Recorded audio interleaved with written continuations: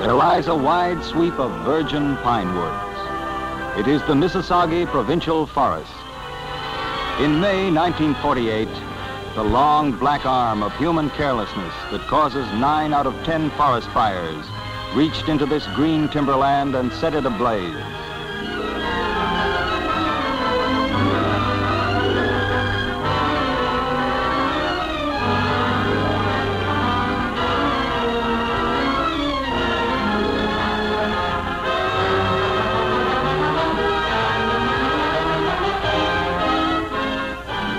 And the blaze grew, fanned by hot, dry winds, and became a roaring, raging, greedy inferno. For 2 months it lashed through these green northlands, laughing at the men who strained night and day to control it. 500,000 acres gone, and a great silence fell upon the land. It was the stillness of emptiness where nothing lived. In Toronto, the Minister of Lands and Forests held an urgent meeting to discuss timber salvage in the area.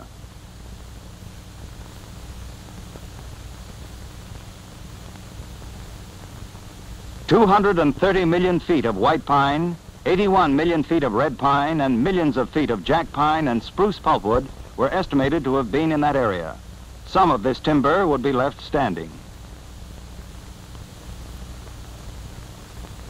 Harold Scott, Minister of Lands and Forests, demanded action. Millions of boring insects would soon attack the good trees.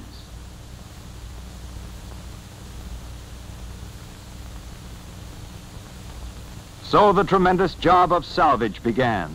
The Department of Lands and Forests went into action at once. It was time for speed. Crews and aircraft were detailed for photographic duty, for the whole area had to be mapped out carefully. It was necessary to know the condition, quality, amount, and accessibility of the scorched but standing timber.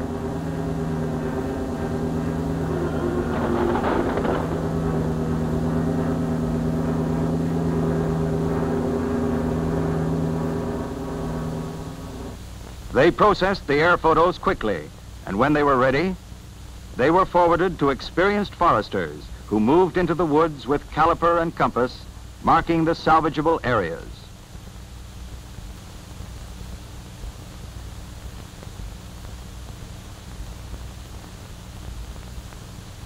Those areas which could be saved were marked on each photo.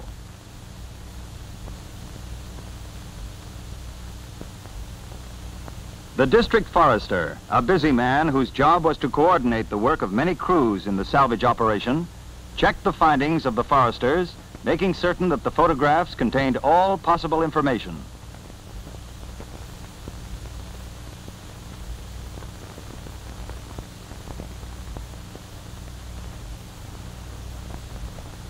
Once the details were checked, the photographs were sent by air to Toronto, where skilled map workers translated their details to a master map.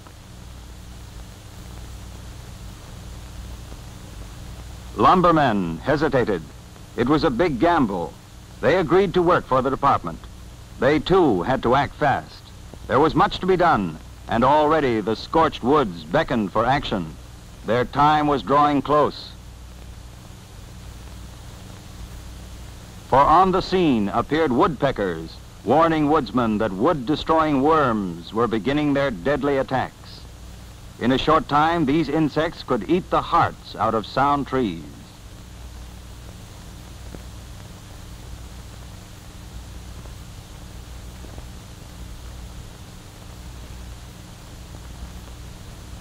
Action wasn't long in coming.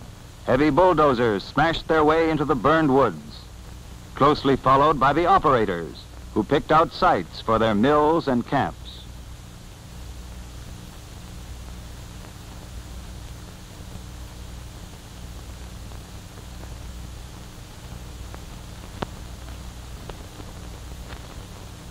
Work on the mills was started as soon as possible, and 40 below zero weather only slowed the work slightly. Forms were built, equipment brought in, cement was poured, for the mills had to be ready.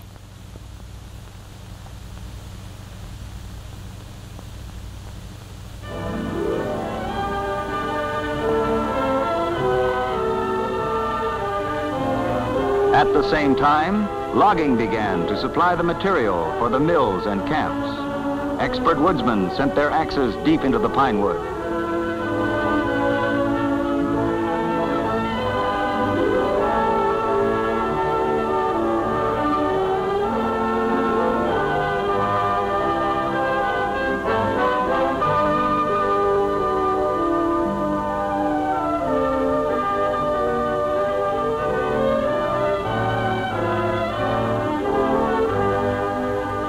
They were husky Ontario woodsmen, these lumberjacks, equal to the task, conscious that on their brawn, speed, and skill much depended.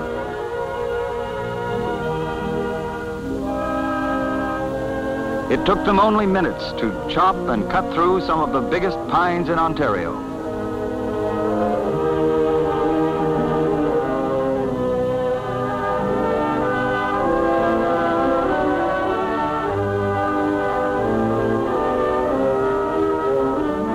It took minutes, too, to measure a log, slice it through with a flashing saw, and move on to the next one.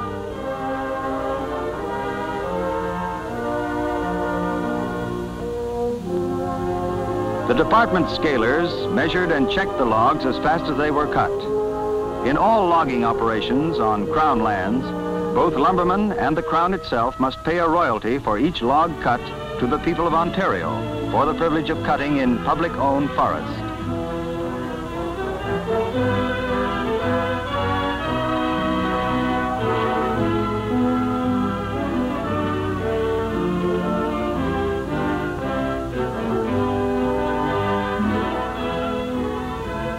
As the logs were harvested, the work of moving them went on.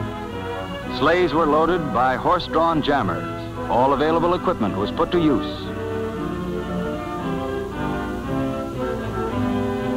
The efficient and spectacular drop loaders helped to speed up the work of piling timber on the sleighs for the ride to mill and stockpile.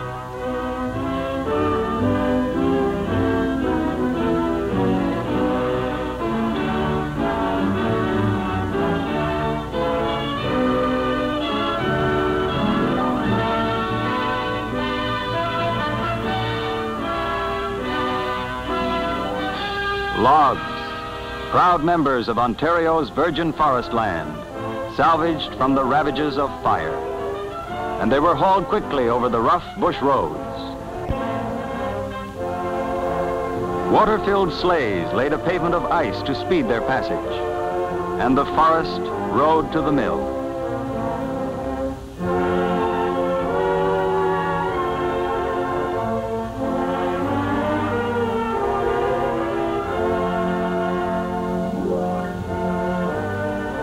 The useful jack pine was soon sliced into railway ties. Jack pine is the first wood to be attacked by boring insects. It was cut and shipped first.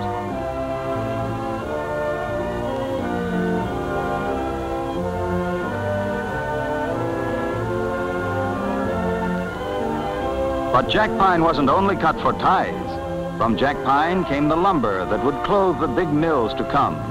Mills that would saw the more valuable red and white pine for the market.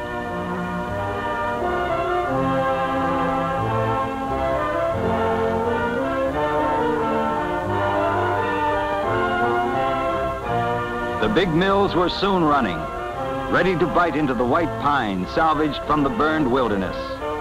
And those pine logs arrived, scorched outside, but with sound and solid hearts.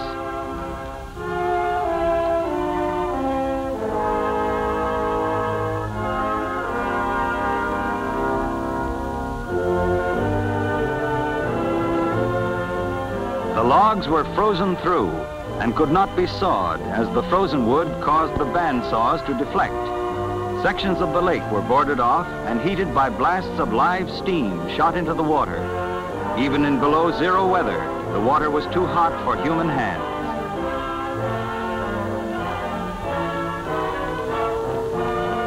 The logs were soon thawed enough for cutting.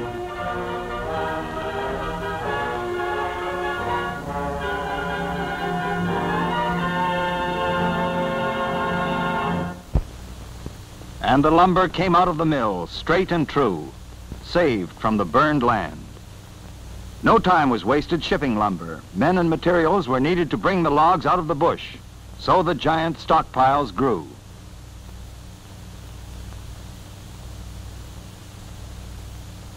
And on the lake and river, thousands of logs awaited the spring thaw that would send them tumbling into water where they would be safe from the destructive insects.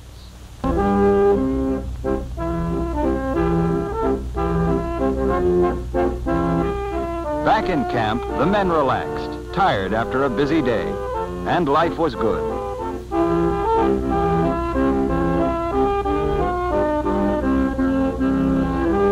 And behind the scenes, the inner man was being looked after, for hardy bushmen are a hungry lot.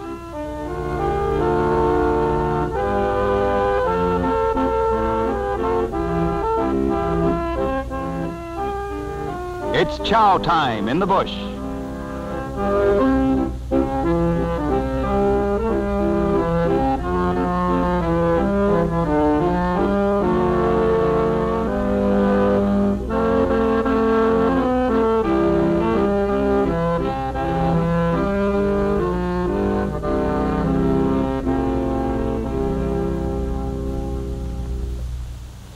Then spring released the frozen waters of the Missisagi. But the beautiful Aubrey Falls was a menace. Its jagged rocks had splintered and smashed countless logs before.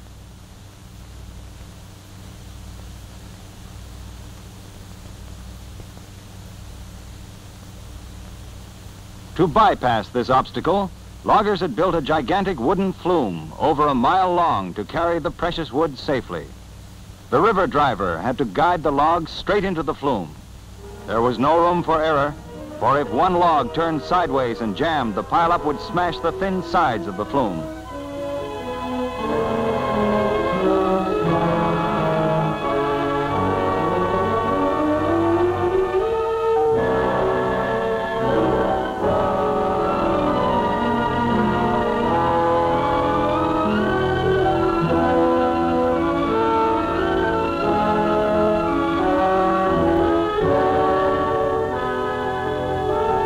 And there was danger on the river, too.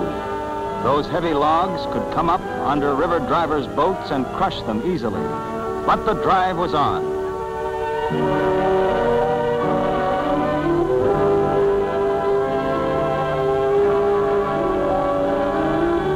Logs had to be dragged into the stream and sent on their way.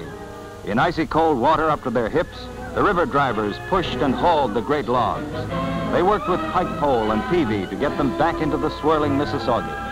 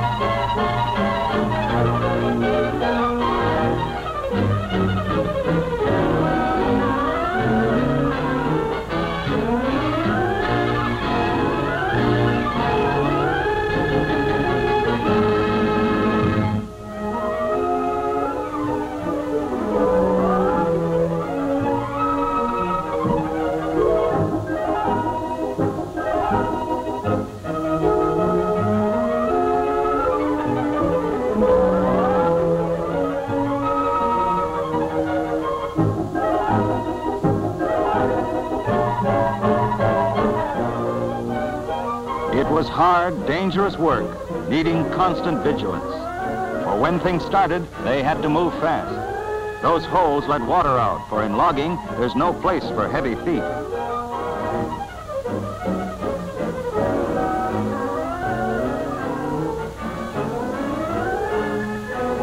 Braving the treacherous waters in their pointers, Ontario's river drivers are heroes of our Northland.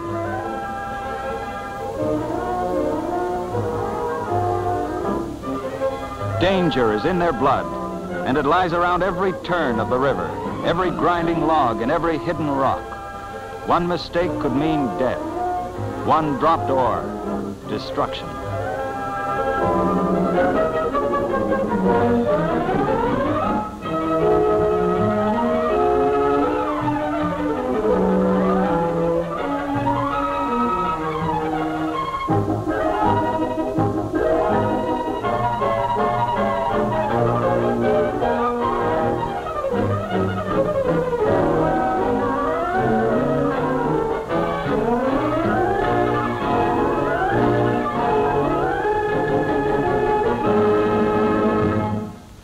Down the river, bulldozers came to help the drivers.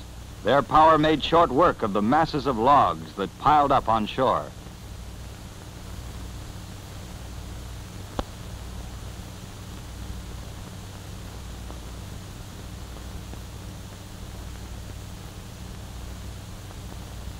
Center jams called for drastic action to get them on the move again.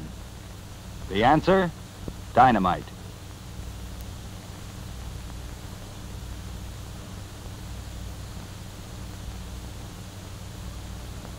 Expertly placed to give the most telling force, dynamite blasted the knot of jammed logs, loosening their grip on each other, setting them free at last, on their march to the mill. From the mill, the next problem was the market, for the Department of Lands and Forests had the responsibility of selling millions of feet of choice pine lumber in a way that would not flood the market. Great concentration yards were built at North Bay, where the lumber was sent out through regular trade channels. By spring of 1950, the Department of Lands and Forests had salvaged 200 million feet of lumber in the form of logs.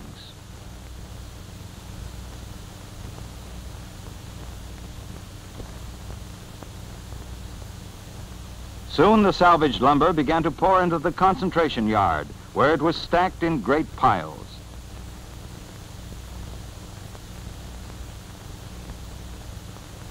By June 1950, a shortage of dressed lumber was being felt in the great cities of Ontario, and the gap was filled.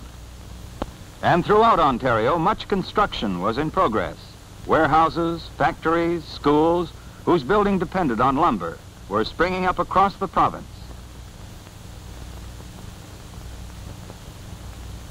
Lumber for beams, lumber for trusses, lumber for forms were needed, and the burned forest supplied it.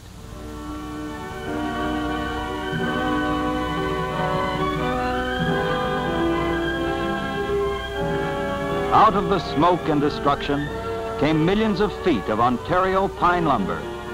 Lumber for homes, whole roads, whole streets, whole towns. The burned land gave up to salvage enough sound lumber to build more than 16,000 homes.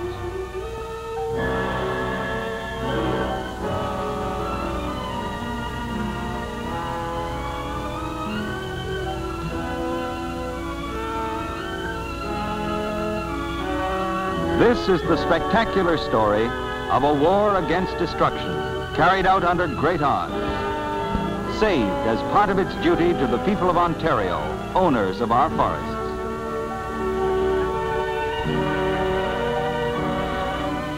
It is the fulfilling of the responsibility to Ontario by its own men of the woods, the Department of Lands and Forests, who brought homes from out of the smoke.